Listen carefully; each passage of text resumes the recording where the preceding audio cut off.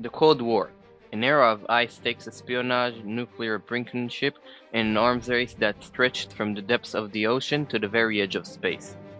But if there was one battleground where the East and West truly faced off, it was the skies. From supersonic interceptors to stealthy reconnaissance planes, the Cold War gave birth to some of the most legendary aircraft in history. Today, we'll take a look at the machines that shaped this tense standoff, starting with one of the most iconic jets ever built.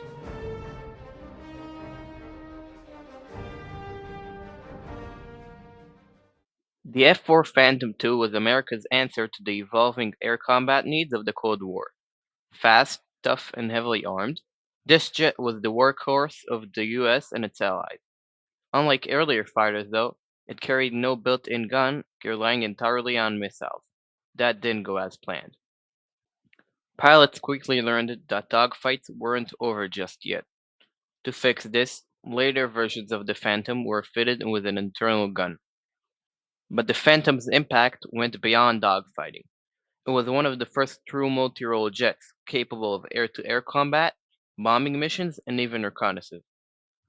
Over its long service life, it saw multiple upgrades, proving its adaptability in a rapidly changing battlefield.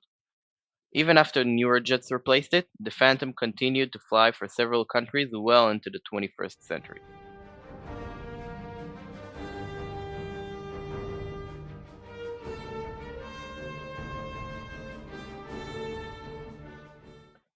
If the F-4 was America's go-to fighter, the MiG-21 was the Soviet Union's.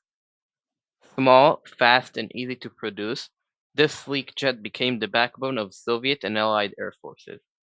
It may not have been the most advanced fighter, but in the hands of a skilled pilot, it was deadly. With its delta wing design and blistering speed, the MiG-21 could outrun many Western fighters. It saw action across the world, from the Middle East to Vietnam, proving that sheer numbers could be just as effective as cutting-edge technology. The MiG-21 was also heavily modified over time. Later variants received better radar, improved missiles, and even modern avionic upgrades in the 21st century. Despite being designed in the 1950s, some air forces still operate it today, a testament to its longevity and effectiveness.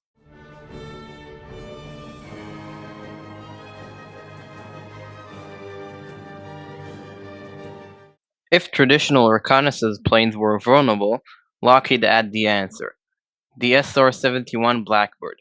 Faster than a rifle bullet, this jet could outrun anything the Soviets threw at it.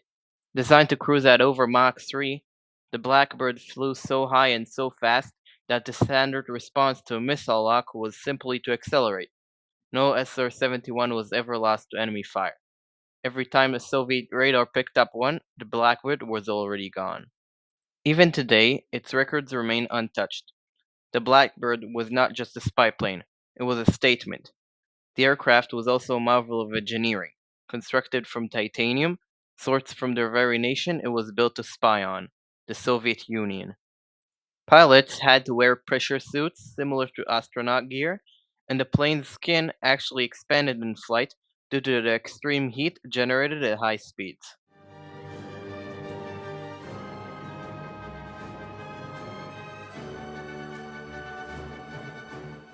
The Cold War was not just about dogfights and reconnaissance, it was about deterrence. Enter the B-52 Stratofortress, America's long-range bomber designed to carry nuclear weapons deep into enemy territory. Introduced in the 1950s, the B-52 is still flying today, proving that sometimes old designs never die. They just keep adapting. This massive bomber was part of America's nuclear triad, ensuring that if a war ever broke out, retaliation would be swift and devastating. The B-52's endurance is legendary. Despite being originally designed for nuclear missions, it proved just as effective in conventional warfare. Over Vietnam, it dropped more bombs than any other aircraft, and in later years, it adapted to carry cruise missiles, precision guided bombs, and even electronic warfare systems. With ongoing upgrades, the B 52 is expected to remain in service past 2050, outliving many of the aircraft that were built to replace it.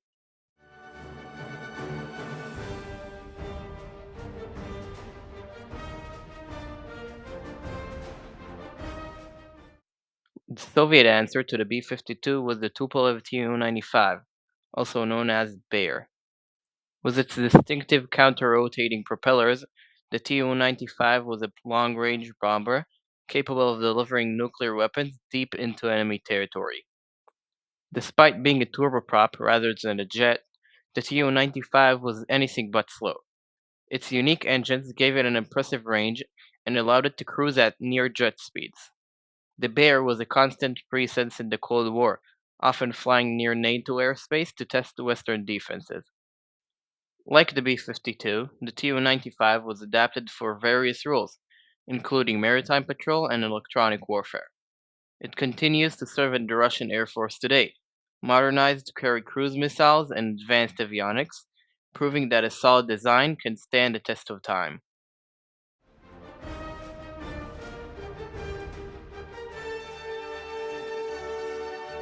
The Soviets had their own speed machine, the MiG-25 Foxbat. Originally thought to be an agile dogfighter, the West was shocked to learn it was actually a brute force interceptor, designed to chase down American bombers. Capable of Mach 2.8 and even Mach 3 in emergencies, the MiG-25 had one job: intercept high-speed threats. It wasn't nimble, but it was fast, and sometimes that's all that matters. The Foxbat was also a product of Soviet pragmatism. Built largely from stainless steel instead of titanium, it was designed to be produced quickly and in large numbers. Its radar was one of the most powerful of its time, though not the most precise. And while its missiles were designed to take down bombers rather than fighters, they were among the largest air-to-air weapons ever built.